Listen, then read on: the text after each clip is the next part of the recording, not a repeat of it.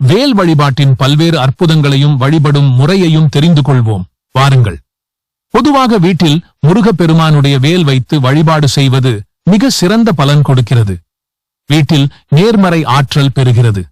குடும்பத்தில் உண்டான தடைகள் தடங்கள் எல்லாம் விலகுகிறது. ஆனால் நாம் வேல் வைத்து வழிபாடு செய்யும் பொழுது அதை முறையாக வைத்து வழிபாடு செய்ய வேண்டும். முருகன் என்றாலே வரும் துன்பமும் வருகின்ற துன்பமும் ஓடிவிடும். அப்படியாக முருகன் ஆயுதமாக அவருடைய வேல் திகழ்கிறது. எதிரிகளை அழிக்கவும் பக்தர்களை ஆபத்தில் இருந்து காக்கவும் முருகப்பெருமானின் வேல் அருள் புரிகிறது.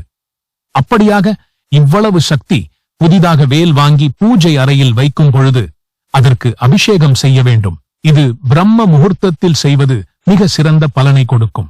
அதற்கு அதிகாலை எழுந்து பெண்கள் குளித்துவிட்டு மஞ்சள் நீர் கரைத்து எடுத்துக் கொள்ள வேண்டும்.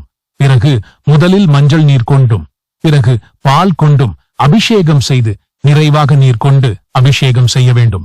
அதன் பிறகு வேலிற்கு சந்தனம் குங்குமம் வைத்து பூ சூடி பிறகு நெய்வேத்தியமாக வாழைப்பழம் வைத்து கற்பூர தீபம் காண்பித்து பூஜையை நிறைவு செய்ய வேண்டும். முடிந்தவர்கள் அன்றைய தினம் பொங்கல் படைத்து வழிபாடு செய்யலாம்.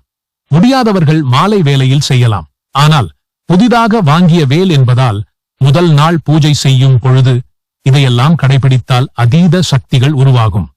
முடிந்தவர்கள் தினமும் வேலிற்கு அபிஷேகம் செய்து வழிபாடு செய்து வர உங்கள் வீட்டில் நடக்கும் அற்புத மாற்றங்களை காண முடியும். அதோடு வேல் முன் அமர்ந்து வேல்மாறல் கந்த சஷ்டி கவசம் போன்ற மந்திரங்கள் பாராயணம் செய்து வழிபட்டால் நிச்சயம் உங்கள் வீட்டில் சுப நிகழ்ச்சிகள் விரைவில் நடைபெறும். அதோடு முருகன் அருளால் உங்கள் குடும்பத்தில் சந்தோஷம் கூடி வரும். ஓம் சரவண பவ. நன்றி. இது போன்ற பல்வேறு தகவல்களுக்கு நமது வேலும் மயிலும் துணை சேனலை சப்ஸ்கிரைப் பண்ணவும்.